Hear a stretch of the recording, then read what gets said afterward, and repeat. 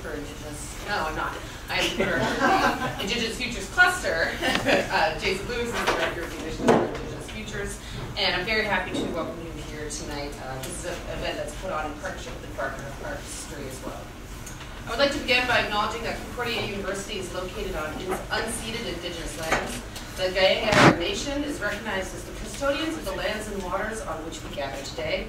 Mujoge, Montreal, is historically known as a gathering place for many First Nations. Today it is home to a diverse population of Indigenous and other peoples.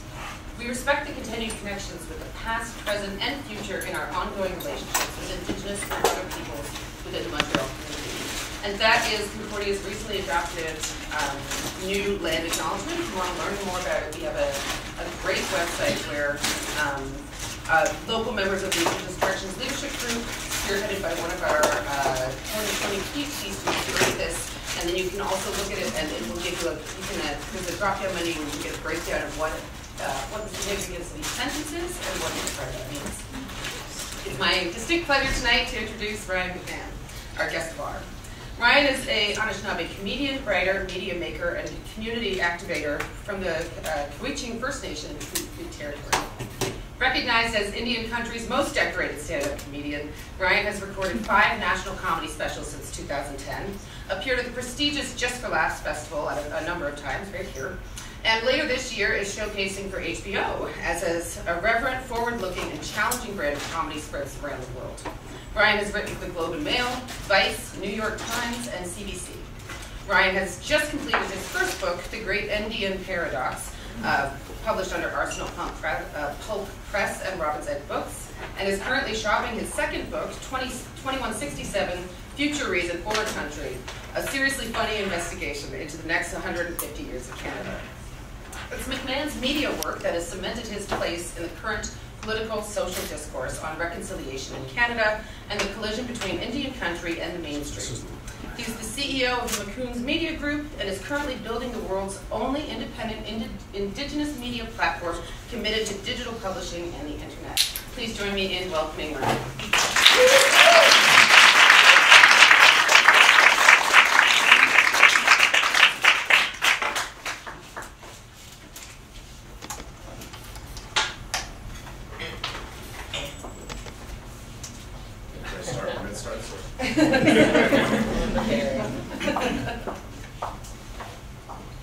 Good.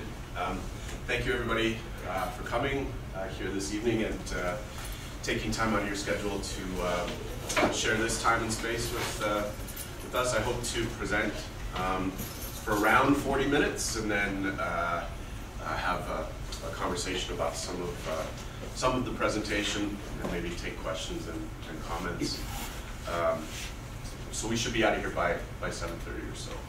I want to first say thank you for the invitation into the space here today, and acknowledge the work that I was a fan of Jason Lewis and Skaunati long before I ever got to meet you, and gave them an award at the Imaginative Film Festival. So I was a fan before I was up here in this space. So I want to say thank you to both of you for the invitation. And thank you to all of the students and all of the people behind the scenes that work to make this happen over the last couple of days.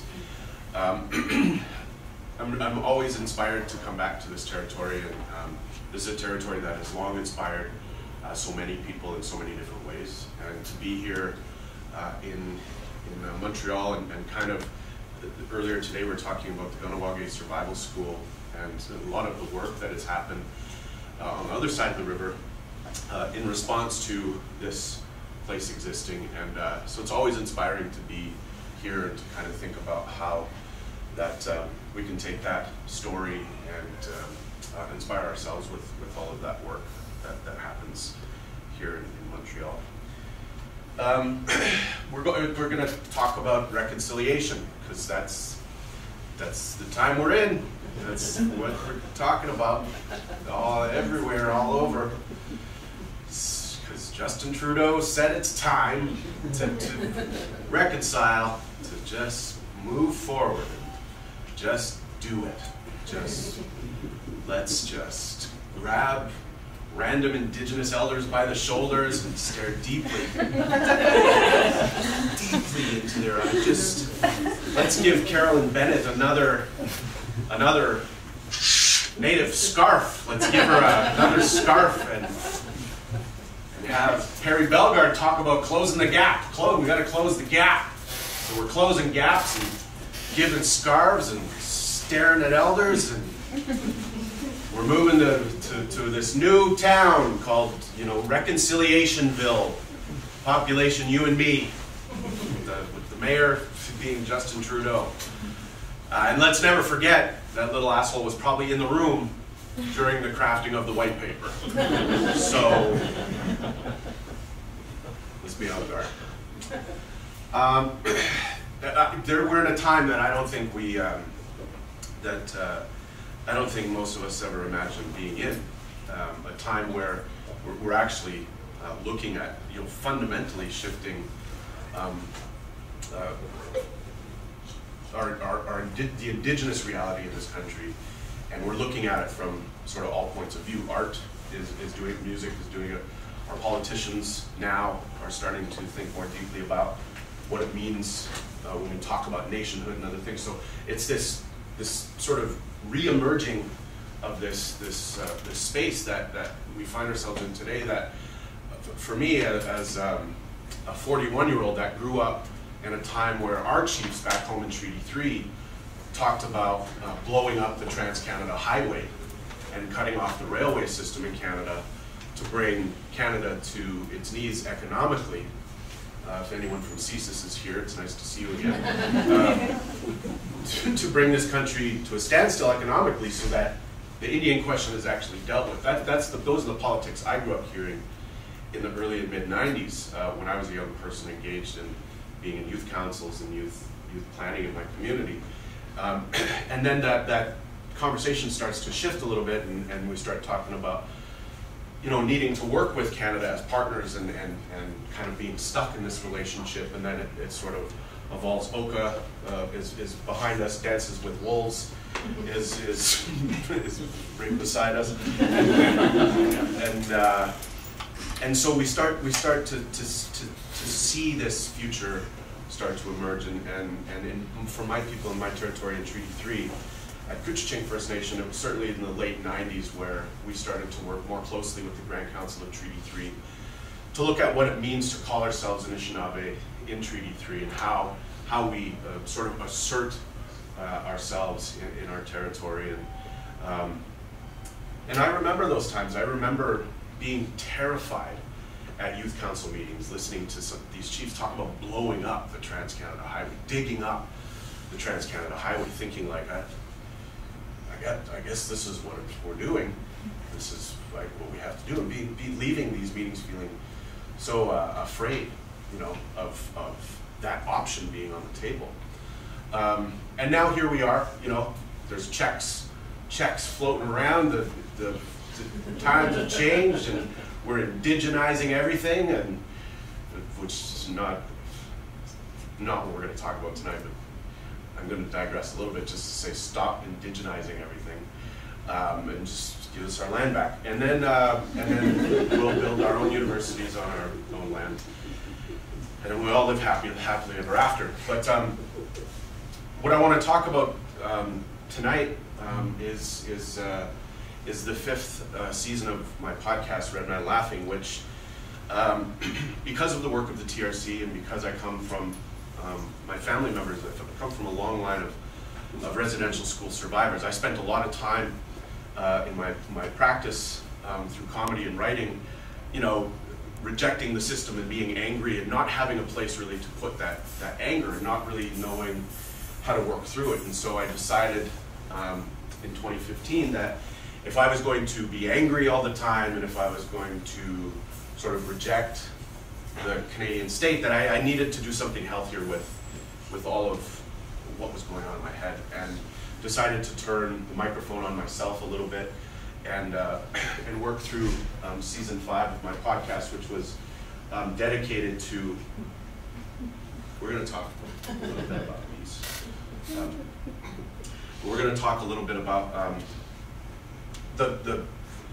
the the path of season 5 of the podcast and sort of where I began at the start of the season, where I ended, and sort of the journey there. And when I started season 5 of the podcast, I remember I had just published this rant on my podcast, basically a day after Sir John A. Macdonald's 250th birthday. There were celebrations across the country, large op-eds in the Globe and Mail celebrating this man, and then problematizing a little bit who this gentleman was. And I basically just released a rant saying, fuck this guy. I'm not interested in the celebration. And why do we keep these settler myths, these settler myths that are so deeply enriched in the Canadian psyche? Why do we keep these balls in the air when we have so much other work to do? And so I released this episode of the podcast, and I got a lot of feedback with people saying, like, you know, are you okay? What's actually going on? And I didn't really realize how angry I had become. I didn't really realize how impatient I had become, and how really out of balance I had become with this conversation. And it was a friend of mine that said, you know, you need a healthy place. You need a healthier place to put this stuff. And hence season 5 of the podcast began. This is also the work at the time the TRC had just completed. It's sort of its halfway point. They had released their I forget, what was the actual title of the document? I forget. But they had reached the middle of their work. I don't have words right now. Words aren't working right. Yeah, well, it wasn't the summary. It was like they reached the halfway point of their work, and they released an interim report. And then I read it, and I read it in like 2 days. And my grandfather was ill, and I was really thinking deeply about like when we think about reconciliation, we always think about it like outside of us. Like when I think about reconciliation, I think about what people are doing out there, like where the resources are going in this reconciliation industry that is emerging. I get stuck there, and I don't think about what's going on here. And so at that time, when I read the summary, I started to think about my family and think about what I'm actually practicing in terms of reconciliation, and what it means to be in a family surrounded by residential school survivors. What am I doing to support them? What am I doing to reconcile inside of our own family? And turns out not much, right? And any Indigenous person in this room can probably agree. You probably have those family members you can't stand and you don't care to ever see again. And we have lots of those in my family, it turns out. And I wanted to kind of think about how we could bring our family back together and look at some of this stuff. And it was that interim report that got me thinking more about family being the cornerstone of what I think is and will be the revolution. It'll be family. Rebuilding family to me is far more important than considering who the next prime minister is and what the Grand Chief is saying publicly, in the media. It's family, and we can very easily look at, the child welfare system. We can look at residential schools. I mean, what is more cowardly an act than targeting children and families, as residential schools did? So started to think about, well, family has to be front and center inside of the reconciliation movement that I want to be a part of. And if that's true, then my family and I, we have a lot of work to do. And that work I did publicly on the podcast. I'm going to skip a lot of this stuff. That work I did publicly on the podcast through, I believe it was 21 episodes of the podcast. And I started to think about like so many people in our family and in my community, we had just not talked. We had not carefully considered each other's experiences as we relate to each other. And that was that spanned decades, where our family members were just kind of broken up. I have family in Minnesota that we haven't seen since the 90s, since the early 90s, and it's just that way for our family. And somebody sent me this quote one time. I didn't know why, and it's an Orwell quote from 1984. And when I started to look at the quote, I just thought, well, it's pretty simple. Like for me, that's probably, for me, it's decolonization. Like this is a political quote, and for me, it's about taking back control of our past for ourselves and our family, taking control of the narrative. What are the stories we tell ourselves? Stories are very powerful, and the stories that we tell ourselves often become our reality. And so the stories that my family and my community was telling itself were very, very unhealthy.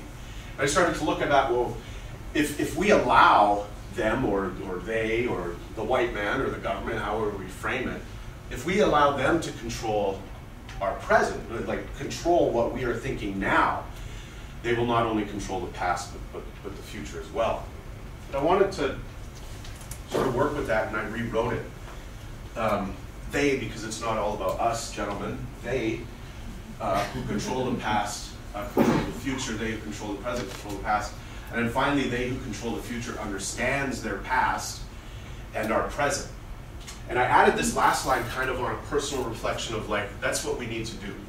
We need to wrestle with what is behind us in order to understand what is in front of us. And for me, being present is the greatest gift we can give each other, time. And it's a resource and something that you can't go and buy at Walmart. You can't get time back. You can't get more time in the day. Time is finite, and so time is of the essence.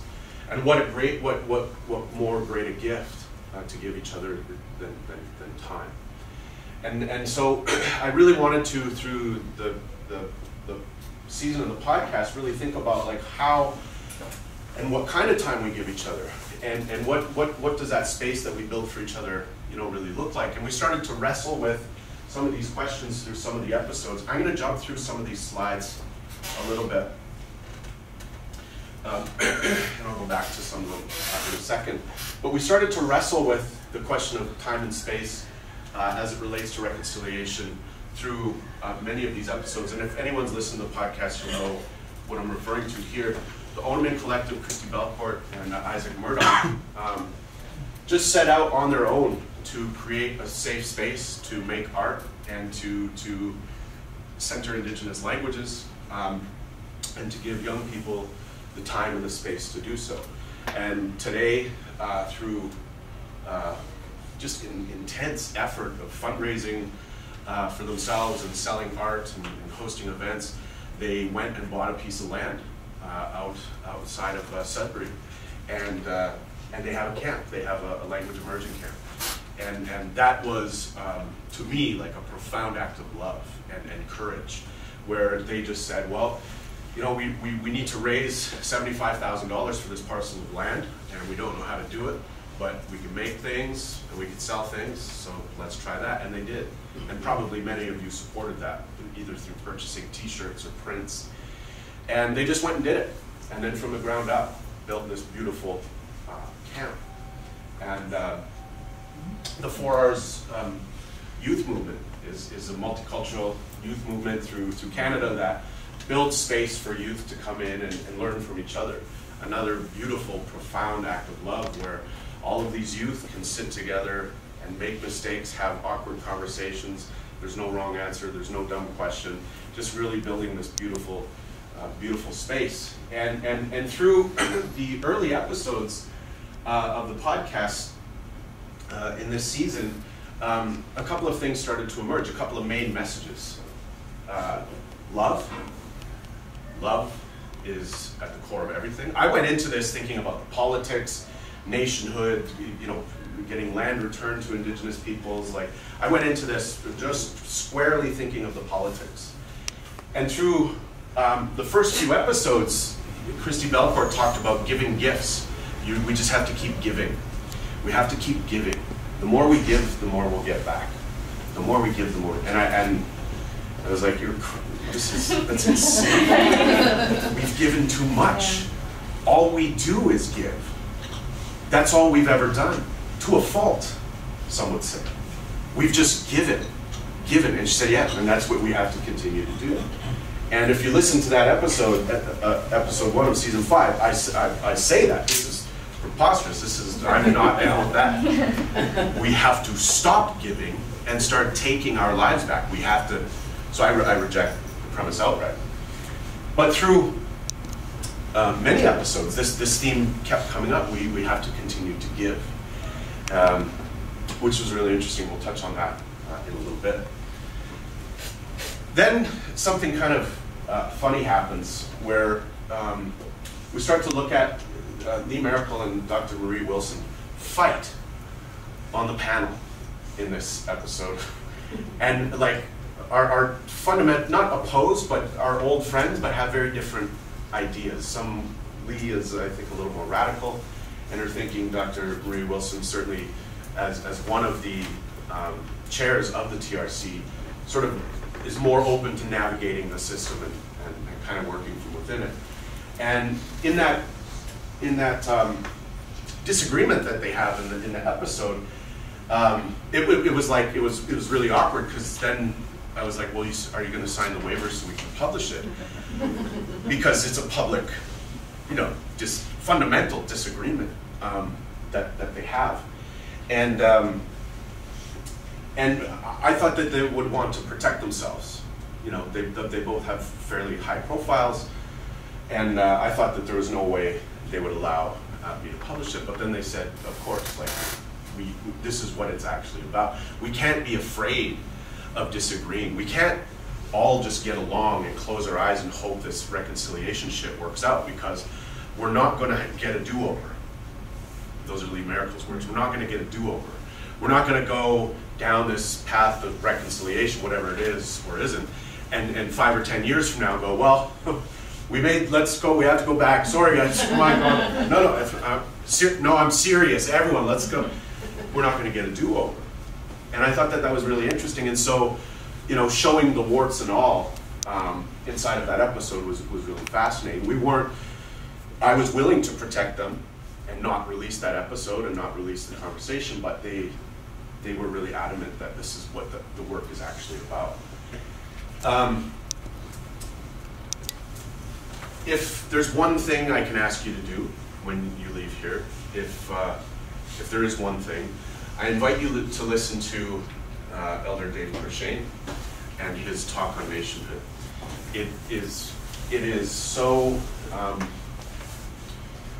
it is such a powerful expression of what it means for me in terms of reconciliation and nationhood, and how he very succinctly and very carefully sort of pulls at the fringes of this reconciliation conversation in terms of programs and services.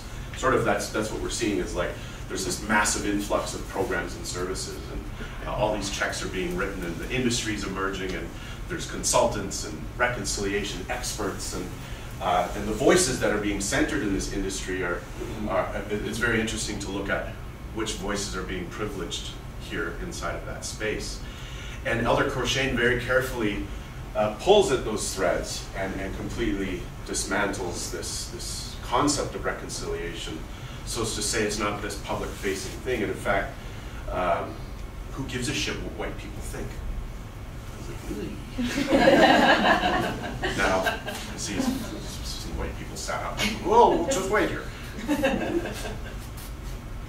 It's an interesting idea, and again, it felt dangerous when he was talking like that, because we have this idea that we're all in, that we're creating a new status quo day by day, and there's no like reconciliation handbook, there's no reconciliation for dummies. Right? Though that's a hell of a book idea right there. I gotta go.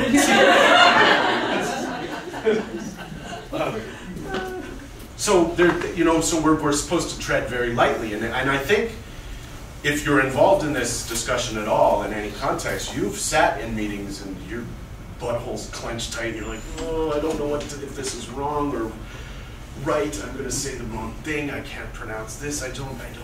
It's like dangerous, it's hard work.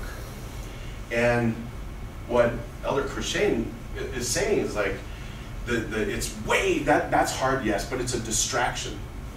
It's way harder to rebuild your community, way harder to return to vibrant, healthy, well and just communities. It's way harder for us to focus on ourselves than it is for us to focus on them. And it felt really dangerous to publish. And not because I don't believe him, I do believe him, but I had never really heard it proposed in this way before. And so if there's one thing, if I can give you homework, you all have to email me and let me know you did this. Go back, I invite you to listen to it just as an offer to you. I think it's very rewarding work that he put into that keynote. I want to kind of stop going through this list and just kind of bring it back to a couple of different things that I think are really important. It's clear to me that if we are going to talk about reconciliation in Canada, we have to look at who's in the room.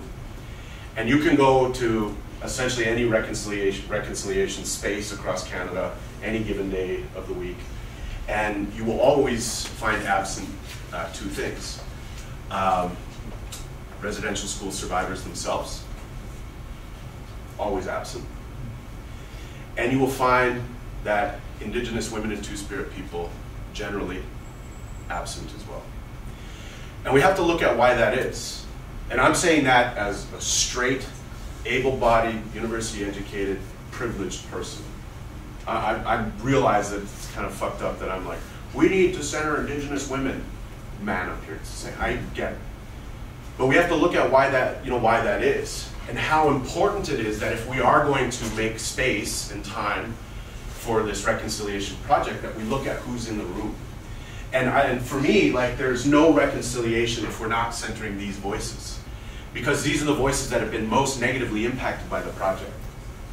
These are the voices that have suffered the greatest at the hands of this colonial project. And so if we're not listening to Indigenous women and Two-Spirit people through this effort of reconciliation, we're doing it wrong. And that, for me, is fundamental. There's no negotiation. There's no way around it. We have to listen to these experiences, and we know why. There's a national inquiry right now in Canada that's letting us know why. And so we have a lot of work to do to ensure that whatever space we're building is a space that not only just centers Indigenous voices, but these voices specifically, because we're very comfortable at like thinking about reconciliation in a way that like it has to be convenient. Right? It can't be too hard. It can't be too hard. I get asked a lot to look at territorial acknowledgements and like, can you talk to? I'm like, hey, did you talk to your neighbors? Do you know who you live beside? Who are they? What is their story? University dean, who are you? Did you call them? Did you make a phone call? No? Okay, you have work to do. We have to think about if we're actually going to do this work, how difficult it should be. Because what we're talking about is like completely reframing this, like completely shifting the reality in this country. We're not talking about like not being mean to brown people. Like that's not reconciliation. Also too, the Liberal government doing the bare minimum right now and disguising it under this reconciliation discourse is complete and utter bullshit. Oh, are you attacking the drinking water problem? Well, fucking congratulations. You're 150 years late. Like, I'm not going to celebrate the Liberal government for doing the bare minimum, for doing what they always should have done. I'm not going to celebrate any government that is just fixing the foundation. Because that's not what we have to expect. Way more out of this country than the bare minimum, than fixing what is wrong, right? And so we have to look at who's in the space, who's talking about this. We're going to get some Aboriginalists that are going to be the good Indians, are going to collect their check and make everyone feel good at the end of the day, and those good Aboriginals are everywhere. But if it feels too easy, you're being bullshitted, because it should be really hard. This project at its core is really difficult. Because if we're talking about making a more ethical and just place, we have to redistribute the wealth in this country. We have to look at how Indigenous nations are supported. Right? Montreal's not going anywhere. So what is the Quebec? Well, I know what the Quebec response is to Ganawage. But we have to investigate all of these things. We have to make those relationships right. And that's really hard work. That's really hard work. And we're really good at privileging certain voices. We're really good at privileging certain voices. And we're comfortable with allowing certain voices in the room. We're really comfortable with picking faves and kind of just sticking with them. And we've seen this play out a number of different times with a number of different people. And I'll use one example that I have a personal connection to, and that's Joseph Boyden. And when Boyden is privileged over Indigenous women, and is now like a mouthpiece for the missing and murdered Indigenous women movement, and has Justin Trudeau's personal phone number and can call the Prime Minister, but he can't answer back, where are you from? He can't answer a fundamental question. That's a problem. But why are non-Indigenous people, why is Canada so comfortable with people like Boyden's voice? Why is that so comfortable to us? It's a non-threatening voice. It's a voice that is not rooted in community. It's a voice that is not rooted in a lived reality. It's a voice that is disconnected from the truth. And so it's easy. And we saw the same thing play out respectfully with the final efforts of Gord Downie. And there is, we talked about this last night at dinner. I cry when I think about Gord Downie, the musician, the person, the good work that he did at the end of his life. I have profound respect for what he did. We have to really think about why it was so easy for the country to go, yeah, I agree, yep. Shawnee, Wenjack, secret path. I'm on a secret path now too. I'm in, right?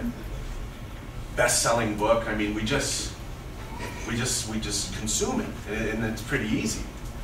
But Gord Downie had the chance to go, oh, okay, yeah, well, secret path and Shawnee Wenjack, I'm gonna put together this TV special, and now a movie, and now the Downie Fund, was given $5 million in the past federal budget for Indigenous education.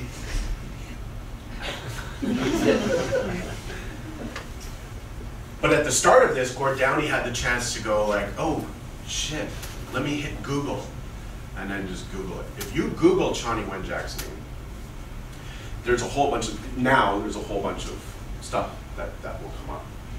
But Gord Downie had the chance to amplify the voice of somebody that already wrote a song about Shawnee Wenjack in 1970. And Gord Downie, through no fault of his own, goes through this transformative process for himself in his own life, championing this really good cause, reconciliation, creating a movement and an understanding around the time that we're in his final days. That's a pretty damn special project. But we missed an opportunity for Gord Downie to go, this is my space that I have, I'm going to give it to Indigenous people, instead of keeping himself at the center. And what would have been different had he given that space to Indigenous people? Would Canada have responded the same way? I doubt it. So we have to be careful about the voices that we center, and if it feels too easy, it is. And I just want to flag that, because many episodes through 21 episodes of the podcast, a lot of the conversations in the podcast were very difficult. And that's how I knew I was on to something that was important for me. And that my learning was at that time, was profound. It was profoundly impacting me, listening to people talk about reconciliation. It was still is very, very uncomfortable.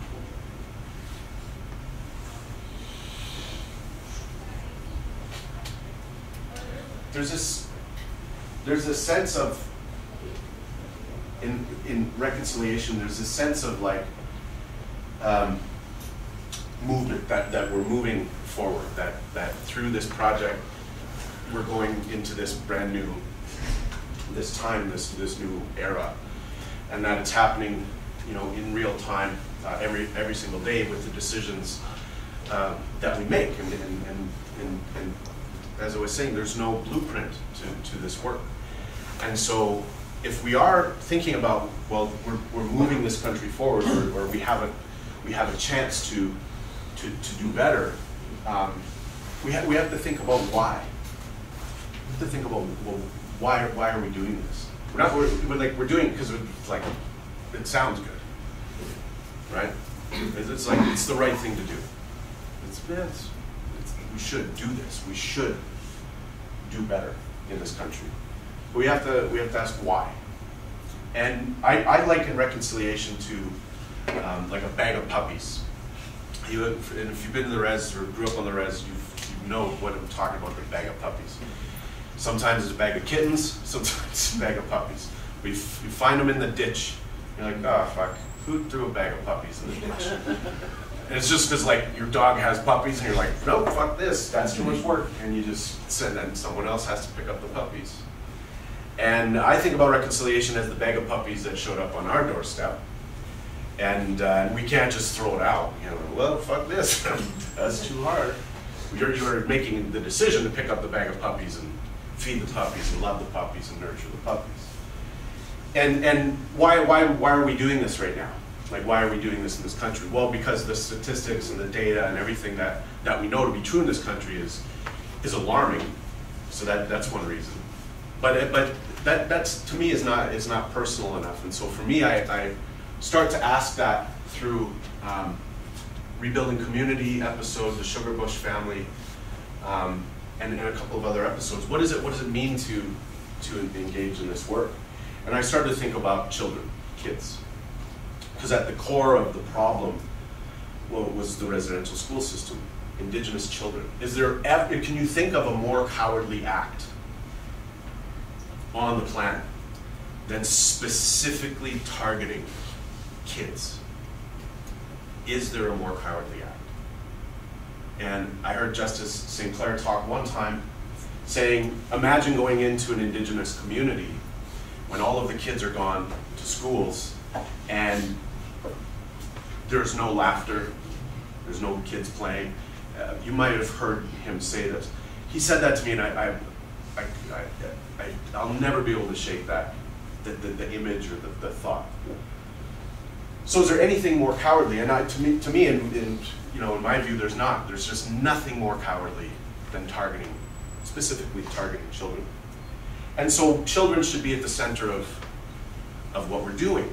And that theme starts to emerge through many different episodes of the podcast. But for me, personally, I start to think more about my children, right? And then the question of like, well, so what is this work about? Well, for me, yeah, it's about family and children. But we have to make a decision. How much of this stuff are we giving to young people? And how much of it can we carry ourselves? So for every Indigenous parent in this room, you've probably thought about this or had this conversation with your partner. How much do we have to tell our kids? How much do we have to burden our children with the weight of what is behind us in order to move forward? And that's a question I grapple with every day. My family, I'll use my own personal story, my family, before my grandmother died in 2007, she didn't get to see the apology. She would have been pissed off. She was like an old school Anishinaabe ninja. Like the best hunter I've ever met, the strongest woman, the funniest, most angry. Like you've seen these elders, they just look pissed off all the time. That's my cocoa. I think they call it, when they call it, you see that sketch, resting bitch face? That was her, just a permanent scowl. She would have rejected the apology outright, I know that. But before she died, she told me, front to back, she told me about the day she got picked up to go to school, and she told me her entire story. She gave it to me. And it was really hard at the time. What I didn't know was that she wasn't going to tell anyone else, and she gave it to me. And what I've had to do is even consider what I share with my mom, because my mom thinks she knows my grandmother's story, and she doesn't. She doesn't. And so so when we carry these stories and we carry the responsibility of this work, we have to be very careful about what we give to other people. And this is a big question in the reconciliation space right now, especially as it pertains to youth, and it came up in the 4 Hours Youth episode, is how much are we willing to give to non-Indigenous youth? It's not their fault. They're not to blame. But they have to understand it, right? They have to wrestle with these questions. That this is forever now. Like our children, your grandchildren, the children that are yet to come, that will bless us all in this room. This is their project forever. We have to think about that. This is forever now. This is Canada's project. And Canada can still say, nah, we're good. We're good. But Canada doesn't need to reconcile. They don't need to. They would be completely fine if they didn't. The economy would clip along at a stubborn, shitty pace. Canadians would still watch Don Cherry on Saturday. Generally speaking, we're very comfortable in this country. We know where our next meal is coming from, mostly. There's a level of apathy, but we don't vote. We know it's going to be the Liberals and the Conservatives. The NDP can't get their shit together. We don't give a fuck. We're fine here. So this country doesn't need to do that. It doesn't need to engage in this work. So we ask ourselves, well, why are we in this room? Why are we engaging in this? And for me, it's the children. It's the kids. It's the more work that we choose to do, the more of the weight that we choose to carry, the less the weight will be on our children. And I think that's really important. I'm the first generation in my family that didn't go to residential school. Me. And so I have big, round, chubby shoulders. I'll carry that. I'll carry that weight. And I have to be very careful about what I'm giving to my children. What am I giving to them to carry? And I think that that's a really important consideration in a lot of different ways. What are we giving to non-Indigenous Canadians to carry? And how much of that weight and burden is yours to carry? How much of that weight and burden is ours to carry in Indigenous communities? And what do we do with that weight and burden? And I think that that's a really, really important consideration. That was flagged for me many times throughout the season. Last thing I want to touch on before we open it up for questions and comments is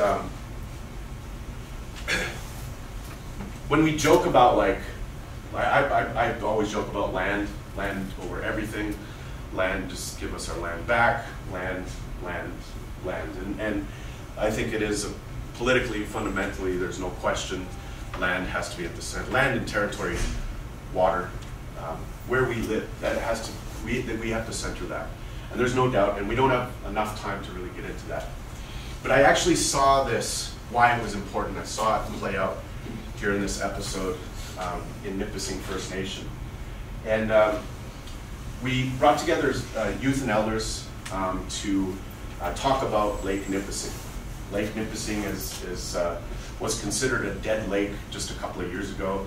The fish stocks and the fish population drastically reduced. There's scientists from all over the world studying Lake Nipissing to find out what the hell's going on there. And a couple of different things are happening. There's a huge tourism industry in North Bay. That lake is fished every day of the week, every year. Every month there's just always people fishing it. There's sports fishing in the winter. There's like a little city that is built out there. They sell hot dogs and beers, and it's like a redneck utopia. And it never stops. And the First Nation one of their sources of own source revenue is their commercial fishery. And so we're getting into a situation in Nipissing where the local First Nation people are out there overfishing, right, to provide money for their family. It's their jobs. They're overfishing the lake, and the tourists are coming, buying licenses from the province to fish the lake. Commercial fishermen are also out there, licensed by the province to fish the lake, and there's this huge clash. And so the community brought me in there to facilitate a storytelling project with youth and elders to talk about the lake and why it was important, in an effort to just sort of remember how important and fundamental that lake is to their existence. And so I spent a week in the community. And day one, we decided, well, we'll start with the elders. And I'll bring gifts and seek permission to be there and to do that work. And so I meet the protocol, I give out the tobacco and do everything that I have to do to even be allowed to be there. And then I go, well, let's tell some stories about the lake. Who's got a memory? And just unanimously, the elders are like, I don't know anything. I don't know. Can we go? When's the bus coming back? You know. And I'm like, well, no. We're looking for stories. Any story will do. And we're sitting in a conference room, you know. And no one's really, and I'm not the best facilitator, but I'm not shitty at my job. I'm decent enough that I can get a good conversation ripping around a room. Nothing. And I'm like, Jesus Christ, either these people hate me or they just really think this project sucks. I don't know what to do. And then a woman, one of the elderly ladies, she says, well, let's go outside and get some fresh air, we'll take a break and we'll come back. So that's what we did. And where do we end up? On the shores of the lake. So we're outside.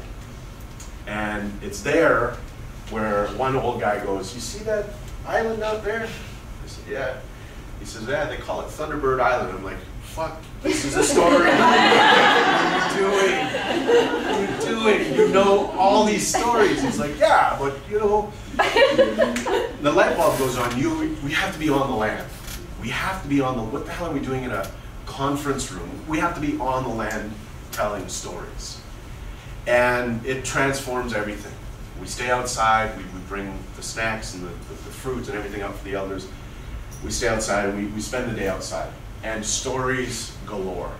By the end of it, I mean, we put up a map of the lake. It was probably the size of these two boards. There was just sticky notes all over, mapping the location of old fishing camps and village sites and different things. And many of you get one person going, oh yeah, wasn't it so-and-so that was at so-and-so? Yeah, and then boom, and we start just building this complete community history. And in one afternoon, hundreds of sticky notes. The youth come in the next day, and they look at that, and I said, well, on the back of the sticky note is the short sort of 100-word version of this story, and what I would like you to do is pick 2 or 3 of them to think about, and you'll be matched up with that elder, and we'll tell each other these stories in day 4, 5, and 6 of the workshop. Same thing. No one's really motivated. I'm like, haha, I learned the trick. Let's go outside. Let's go outside. So we do one better. We get some boats. We get a couple of big pontoon boats, and we take the youth out there. And at that point, I had acquired these stories, and I said, you guys need to really understand like how rich you are here with this history. And the youth never really consider. I mean, they go swim in the lake. Some of them go fishing, but some don't. And it's really, really beautiful. They all select their stories. Day 3 and 4, the elders and the youth are paired together, and they start telling each other these stories. And what starts happening is that the youth start to understand their place in the community, because we're using the indigenous place names of the lake. We're using Anishinaabe to use those place names as teaching tools and why they are called certain things.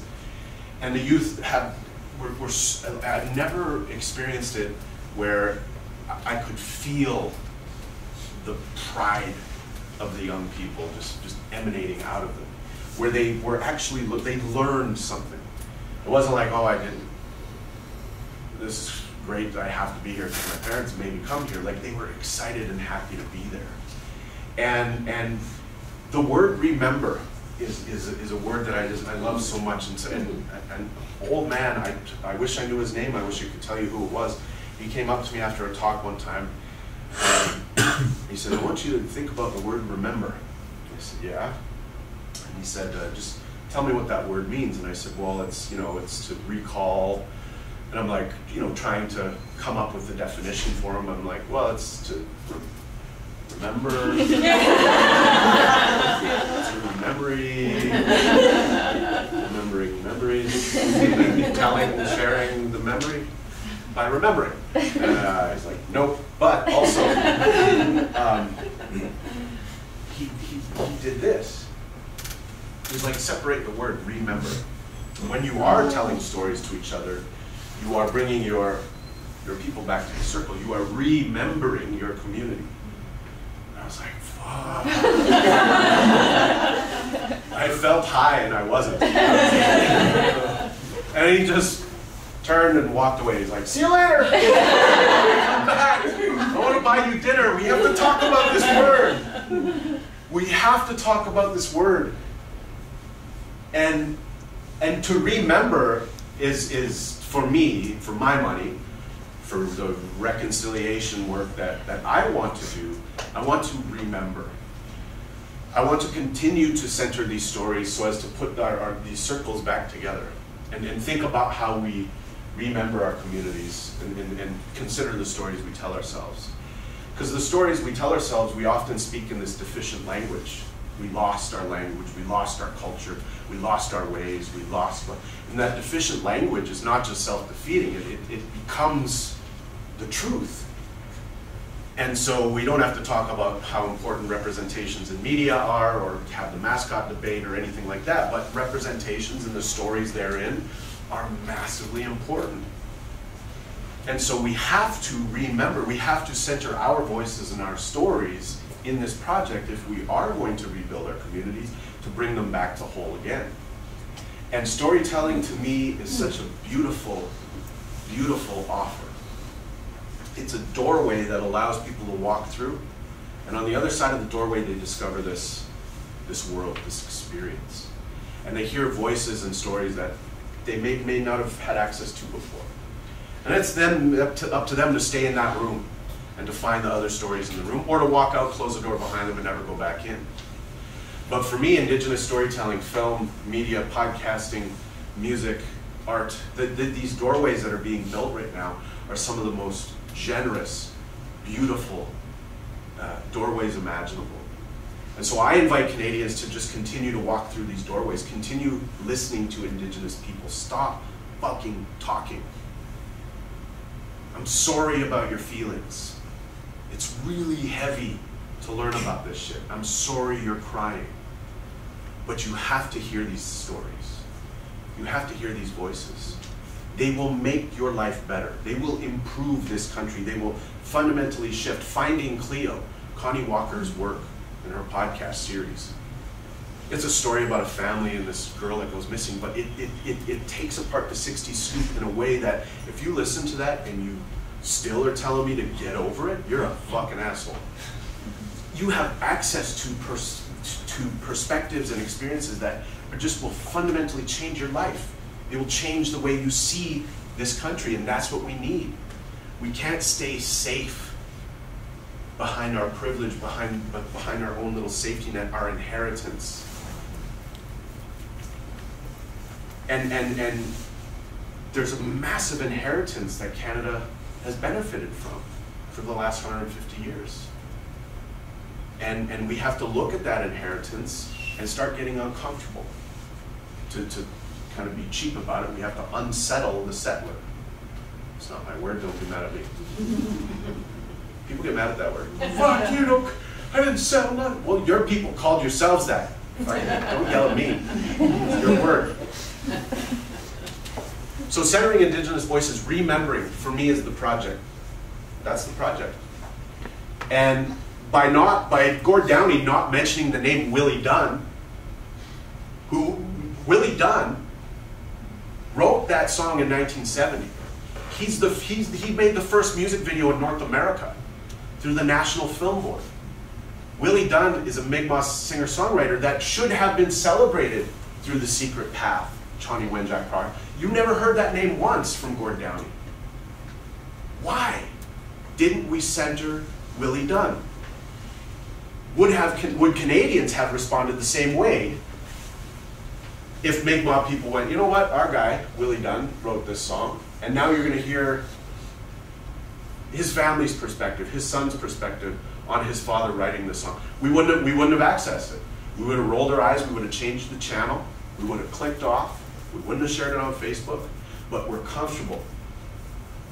We're comfortable privileging certain voices, and that's a problem. I'm going to close. We're very close to the end. I know we're at 7:30, I apologize. I talked too much.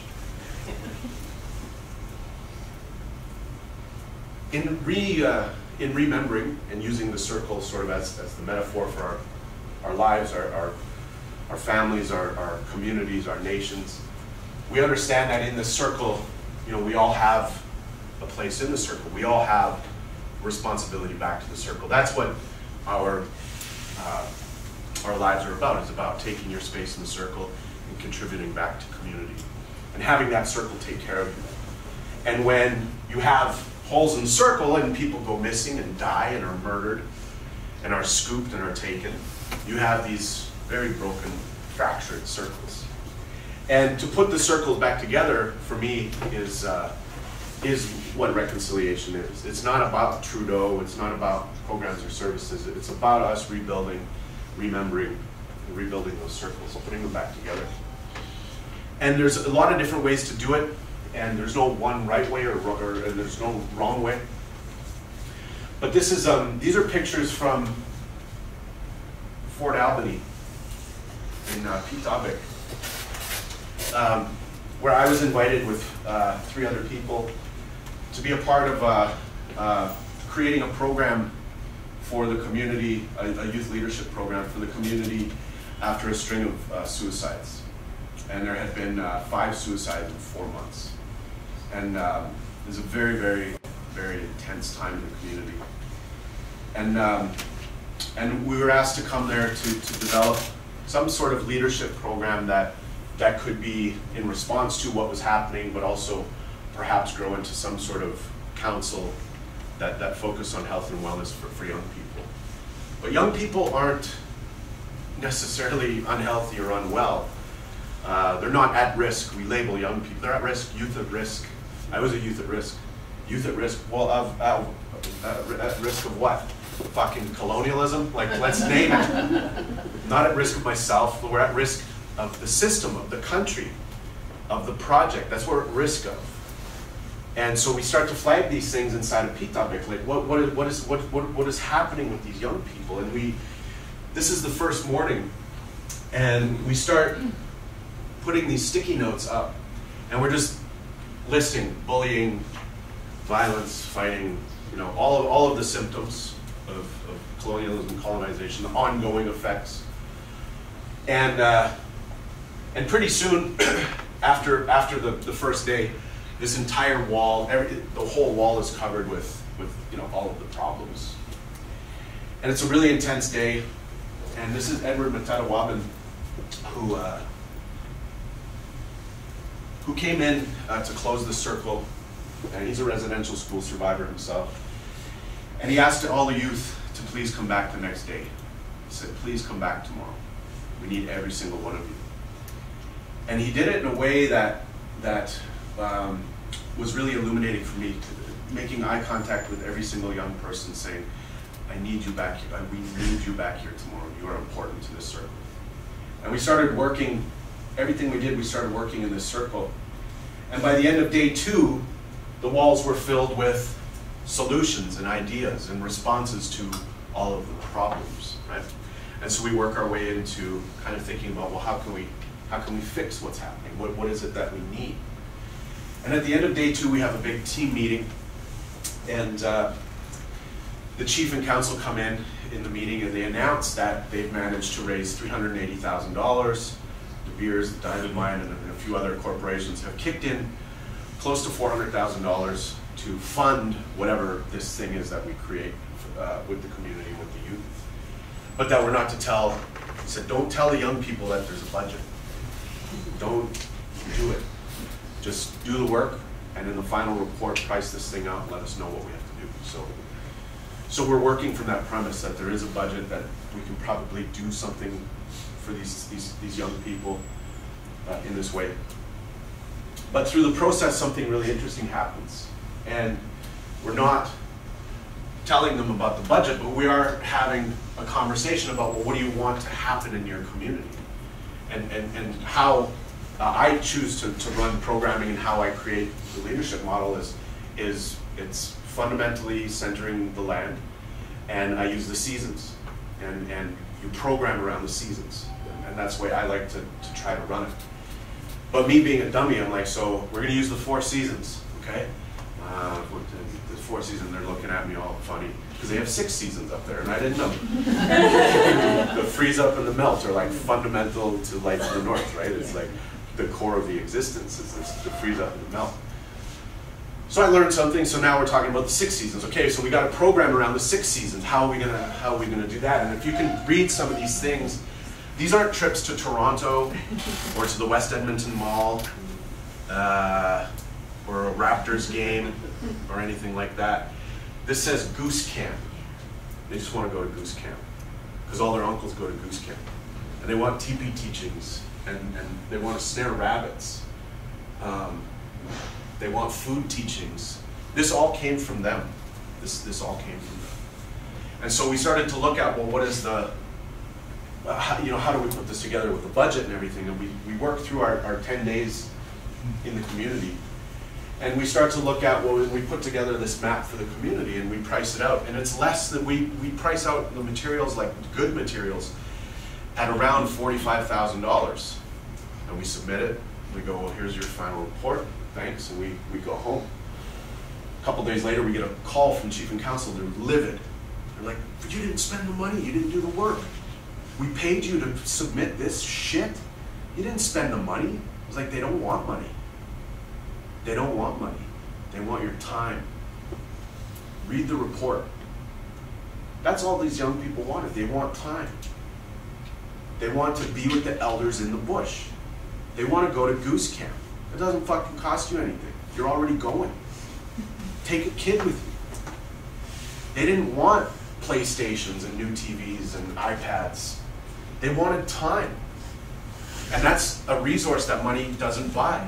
And I started my comments today saying that time and the space that we make for each other is fundamental to the work that we need to do.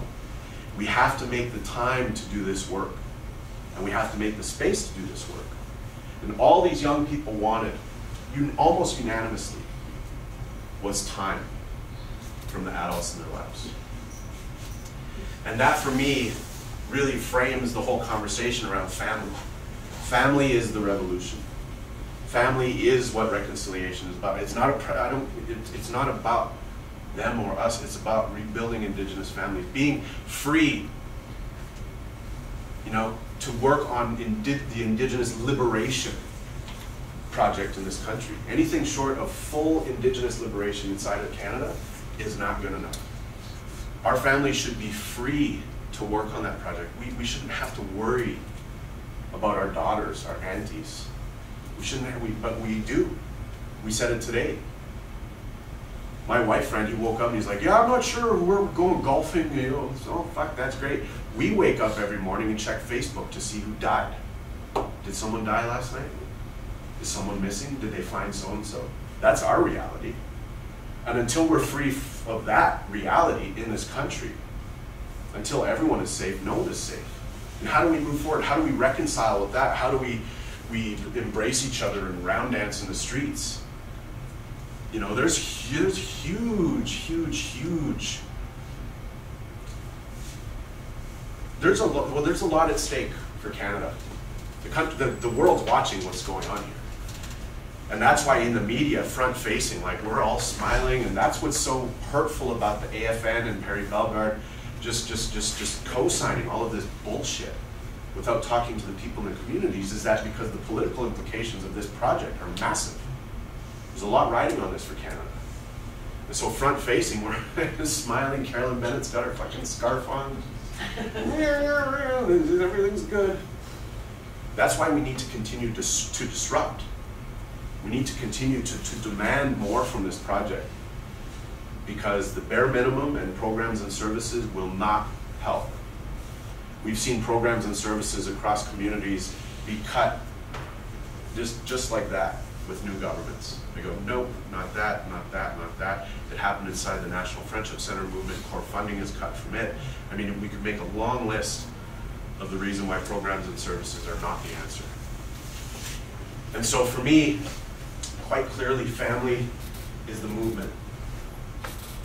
And when we center families, and we start to look at how we bring ourselves back to whole, there's a couple of fundamental pieces that have to accompany that. Land is at the center of my health and well-being. It gives me everything I need to be well. Medicine, food, water. And so we have to live in good relationship. Inakanagewan is a law concept. It's an Anishinaabe law concept, but when you translate this word, it's not literally translated to law. What it's actually talking about is your relationship to all things that are, that will be, and that were.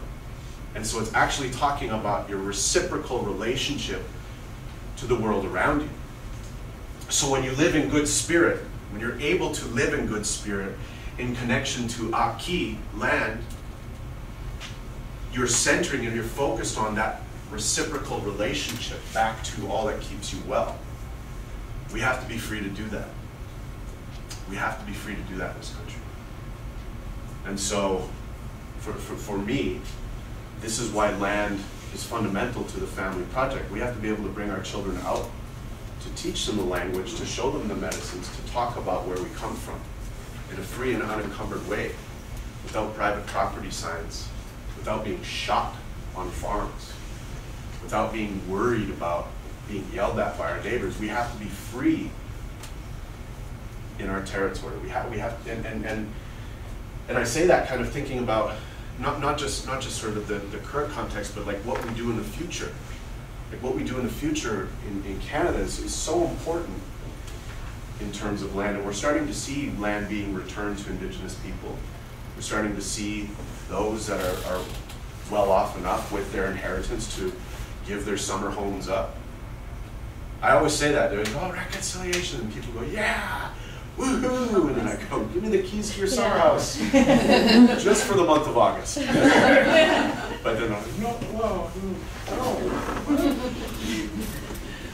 So it's going to be, it has to be uncomfortable. It has to be uncomfortable. And Indigenous voices need to be centered.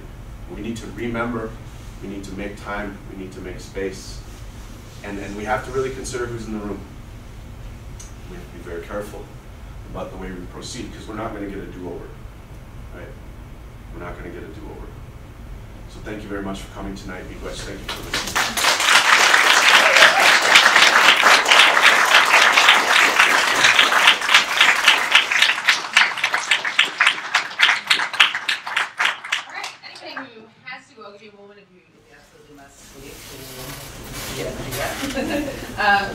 I think we have a few minutes. We're a little over time, but we've got time for questions. Is anybody who wants to go first?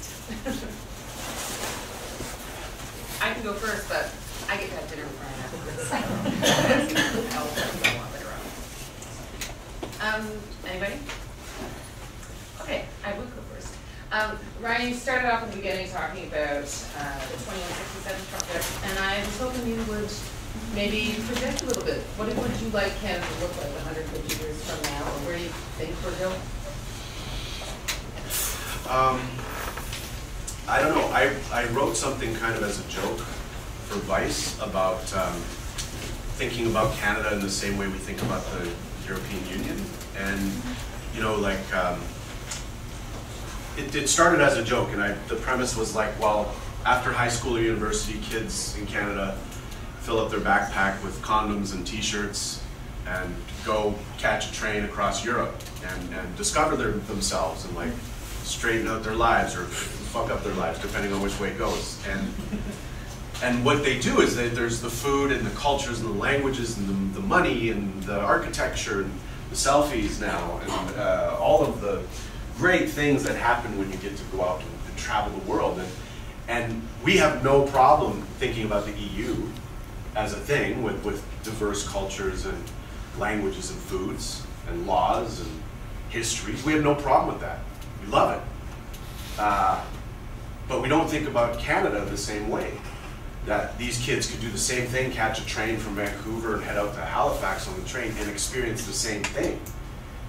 They could experience the same sort of diversity inside of Indigenous communities. We have our own laws, foods, cultures, languages, ceremonies, types of architecture. We have if we were free to live that way, they could discover the same type of diversity right here in this country.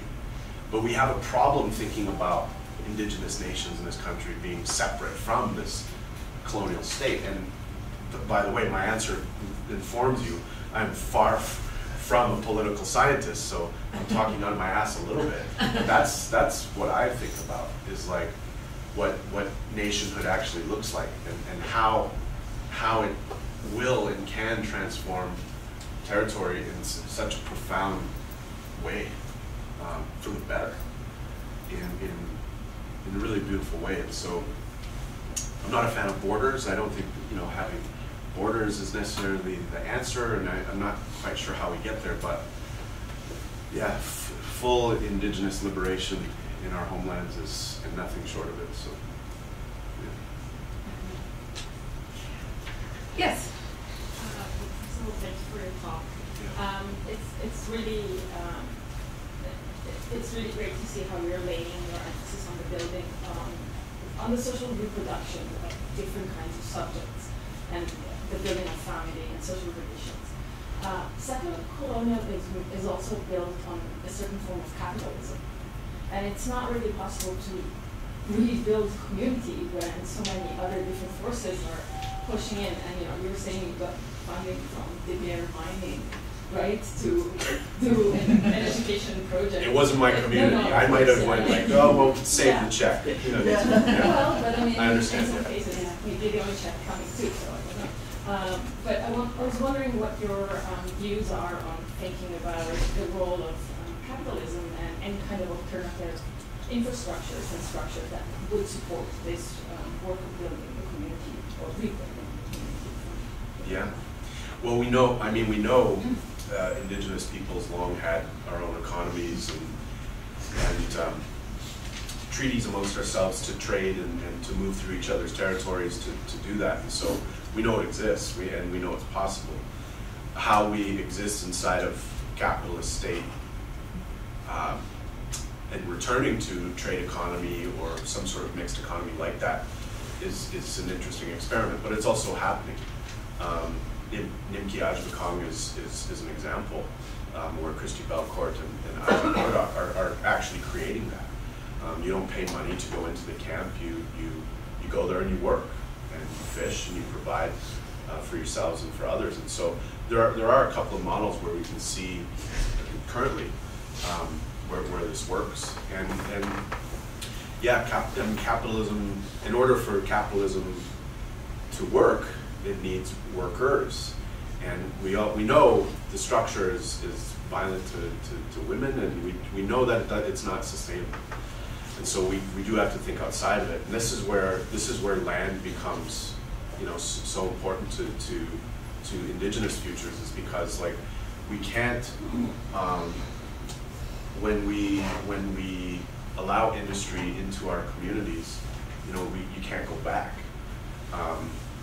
In Treaty 3, where I come from, pulp and paper was the backbone of Treaty 3 for the last 100 years. Well, the iPad comes and people stop reading newspapers, and pulp and paper industry took tanks, and Dryden, Fort Francis, Kenora, Atikokan, Deer Falls, Gull Bay, Thunder Bay. These are going to be ghost towns if something doesn't change for those communities. And we're not brave enough yet to imagine something else different, but it happened overnight. Almost 2,000 people in Fort Francis, in my hometown, lost their jobs. And the Japanese corporation that bought the mill 2 years prior overnight packed up their computers and bounced. It was like gone. And a few months later declared bankruptcy. And so the response for the town was to open up a mine. So now New Gold, which is, if you know anything about mining worldwide, New Gold is a terrible corporation. They allowed New Gold into the territory, and because people need to work. And people lost their jobs inside of the mill, and a Facebook group emerged called the Fort Francis Man Cave, and it was former mill workers selling their trucks and snowmobiles that had liens and loans against them just to try to make ends, like they're breaking the law just to try to make ends meet. That's how desperate the situation was there. So when you allow these corporations and industry in your territory, it's really hard to go back, right? And so this country has a lot of self-examination that has to happen, and that's a reconciliation project in and of itself. And in one of the episodes of the podcast, I actually share a couple of stories about families that tried to hold out from the tar sands for a long time, but ended up making the decision to get employment in the tar sands, just for different reasons. So kind of investigate that through the podcast a little bit, in a couple of the episodes of the podcast, and I think it's a big question this country has to answer. Also shared, I was in the Northwest Territories with my friend Denise and his family during 2015 at the end of the summer. It was the worst forest fire season on record up there, and they put out all the fires above ground, but they continue to burn underground, and it burned through the telecommunications system. And they couldn't find where along the road where this had happened, so there was no internet, no gas, because pay at the pump is convenient, but it's connected to the internet. No ATMs, no internet. The banks don't work because they don't keep cash at banks. I don't know if you know this. If you have 20 grand in the bank, you can't walk in and go, give me my $21,000 bills. They go, well, sorry, we don't have that. We have to make an appointment. They have to order the cash. So all of our money is just ones and zeros. And in NWT, when this happened, there was 6 of us on tour, and we had $44 cash. We're like, well, get a gun, we gotta go hunt. I don't know what we're gonna do. And we're on tour, and so we couldn't get gas, there's no money. But what was really beautiful is Fort Smith, when we were there, is they just went back to a trade economy. And it lasted 5 days, and I got to witness it and be a part of it. And everyone took care of each other, and it was really beautiful. And at the risk of sounding like Farley Mowat, it was like, oh, those Northerners. You know what they call Farley Mowat up there? Hardly know it. So it was really beautiful to witness, and it does let me know that we know how to take care of each other. But it's going to take us giving up a lot of our comforts, right? In 2003, when my first daughter was born, this was during SARS. I don't know if you remember SARS, but the SARS outbreak was happening we were in St. Michael's Hospital in Toronto during SARS. And if you remember that summer, the whole eastern part of Ontario shut down because a hydro thing failed in Niagara Falls, and so Toronto was in the dark for 4 days. Well, let's just say Toronto will not go back to a trade economy. It will be the Walking Dead incarnate, because even just in the 3 days without power in Toronto, the first day is kind of fun. You barbecue with your neighbors and you bring out the beer that you have, and it was like, well, okay, this is fun, sleepover, And then day 2 is like, well, it's still kind of fun. By day 3, you're out of food and you're kind of hooped, right? Like, I don't know what we're gonna do. And the grocery stores only have 2 days of food in them. So once the grocery stores get cleared out, like it's really dark. but we have to do it. We have to think about it. And there's a question in Dave Porchain's keynote where he asked the question, if you can't feed the people, are you a nation? Stop it. So these are good, really important questions. Yeah. Hello, thank you for the talk. I can't just by myself because I'm one person. I don't have the funds to give back land, but you were saying at the end they don't want your money, they want your time. Is my time still acceptable to give? You're here, yeah. Yeah, it's great. I mean, showing up is a big part of it. Likes on Facebook are also sort of a part of it. Tweets and retweets are sort of a part of it. But showing up is really important. And bringing someone with you next time is really important. You know, I think that's the best we can do right now. I don't expect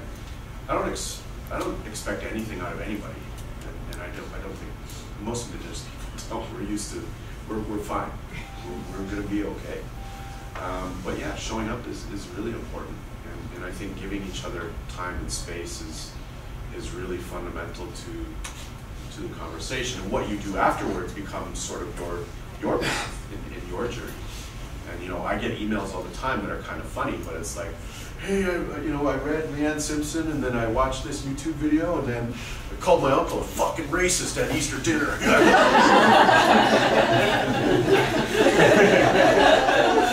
Just regular. Yeah. So it is happening, and what's really, and we're kind of joking, but like everyone here is going to have their own path on this kind of journey, and there really is no right or wrong way. And that's the challenge, and it is difficult. And I don't mean to be dismissive. It is very hard work, and there's a sort of a saying that I've heard in many different spaces. People saying, "Strong hearts to the front." And so, for those of us that have strong hearts, that hold strong hearts, come to the front of the line and lead. Show us, do something, anything. But when you get tired and when you get hurt, take a break and be good to yourself, be kind to yourself. This work burns you up, and it will burn you up. It should. It's hard, it's heavy if you're doing it right. So we're just calling the strong hearts to the front. We're asking people to take their privilege, to take their resources, their networks, their friends, their families to do that work for themselves. And you're seeing book clubs emerge, you're seeing like the 94 calls to action are being responded to slowly, but people are coming around to it. So it's in all sectors and all spaces, and we all have work to do if we're going to engage in this way. So showing up is, I think, is a great step. Yeah. Hi, thanks for the talk and the podcast, which I started to listen to, and the question is more about the podcast, which really felt intimate to me. Yeah. These conversations, I had never heard them before in other spaces. Yeah.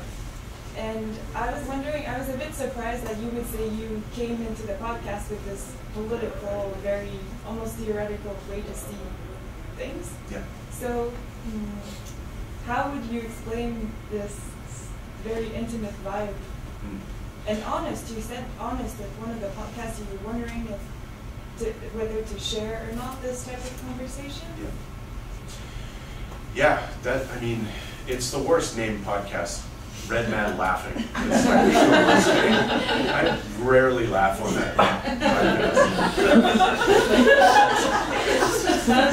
Was it you last night saying you could rename it Red Man Crying? What are friends for? But yeah, it was, and it was a departure from the other work that I was doing, and so it is very intimate. My grandpa dies in season 5 of this podcast, and I'm talking about my family and reconciliation, and I watched my mom, who wasn't raised by her parents, have to reconcile with her father on his deathbed, and and I share the story, and like, it's a miracle that because of the trauma in my family, it's a miracle that my brother and my 2 sisters and I weren't scooped and taken from my parents, because my parents were drug addicts and alcoholics. And so I put this together in an episode of the podcast, and I record it all, and I put it away, and I'm like, well, fuck, I'm not publishing that, right? But then I think about it, and I'm like, well, it's not that, I don't want to be at the center of the work. I want to be involved in the work. I love the work. But I don't want to be at the center of it. But this whole season of the podcast is me at the center, kind of wrestling with trying to answer these questions, because I was so angry about the way things were happening. And so it is a personal sort of reflection, but I don't know that I could do that again, in that way. So like for me, it was just a chance to just turn the microphone on and let it happen. So yeah. So I don't know. I don't think I even answered your question. Yeah.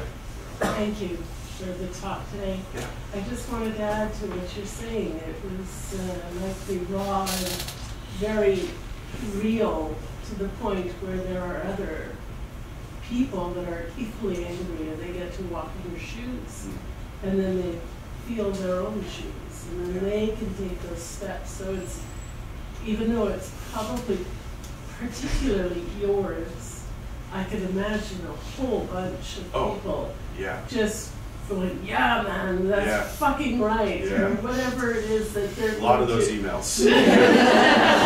But they're going to move with you. They'll grow and learn and move on too. And it's just great. I probably didn't think of it that way. But and I appreciate you saying that, but I don't think of it that way. I have a weird job, right? Artists paint alone, and like they're alone. Writers go sit wherever they sit and write. And my job is I talk and I record things, so it's just a weird job. And so, but what I love the most about it is not the success of the show or whether it reaches certain download numbers. It's the emails. It's the people going like, you're just saying what I can't, but I think that way, so thanks. And it's like, yeah, no, not everyone talks for a living. So that's really cool. And then it builds this bond with people that I think is really special. And I started podcasting in 2008 when podcasting wasn't even really a technology yet. And I remember like the first episode of the thing that I published got like 11 downloads. And I was like, who are these 11 weirdos? Like it was, but that was the drug for me. It was like episode 2, 21. Who are these 20? Episode 3, it was like 40 people. And I couldn't believe 40 people would find this little thing on the internet. And now, it's grown to like 40 or 50,000, like an episode. And I don't know who these people are, but there's something there for them. And it's finding ourselves in those stories that I think is just that generous offer. It's like when we watch Rhymes for Young Ghouls, when we watch Colonization Road, when we hear or feel these stories, that's what we like about it. We see ourselves reflected back at ourselves, and so that for me is the bond and the value of having that bond through storytelling is so powerful. Yeah, storytelling is the movement that really is. Yeah, awesome. I think that's a great place to stop. Thank you so much.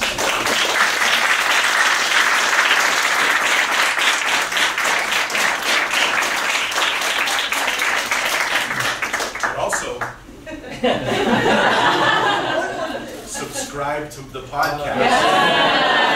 I'm the worst business person in the world. Subscribe to it, put it on your phone, and every time an episode drops, it gets into your phone. Thanks.